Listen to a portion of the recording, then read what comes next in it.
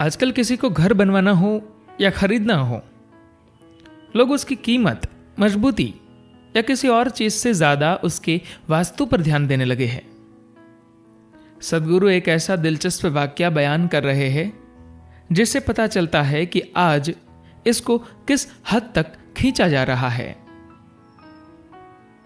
वास्तु दरअसल आर्किटेक्चरल या निर्माण कला संबंधी एक बहुत बुनियादी मार्गदर्शन है। 1000 साल पहले अगर आप घर बनाना चाहते तो उस जमाने में गांव में कोई आर्किटेक्ट तो मिलता नहीं, तो फिर घर बनाने के लिए आप किससे मार्गदर्शन लेते?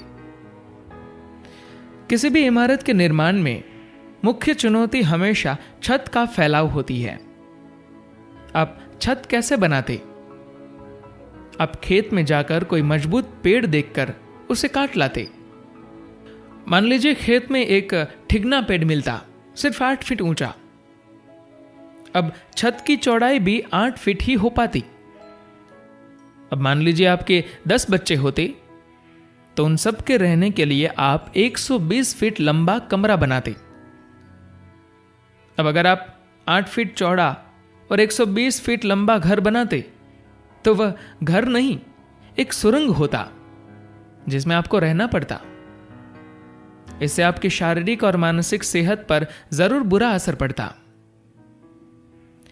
इसलिए उन्होंने आपका मार्गदर्शन किया कि अगर आपको घर बनाना है जिसकी चौड़ाई इतनी है तो लंबाई इतनी ही होनी चाहिए। अगर आप वास्तुशास्त्र को ध्यान से पढ़े तो पाएंगे कि पहाड़ी इलाकों के लिए एक अलग तरह का वास्तु होता है और मैदानी इलाकों के लिए अलग। कर्नाटक का वास्तु तमिलनाडु के वास्तु से अलग है। वहां के मौसम और तापमान का ख्याल रखते हुए उन्होंने एक सामान्य दिशा निर्देश तैयार किया जो सबके काम आ सके, ताकि आप ढंग से अपना घर बना सके।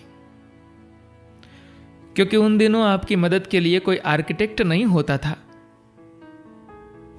आज लोग वास्तु को इस हद तक खींच रहे हैं कि हर तरह की उल जलुल चीजें होने लगी है।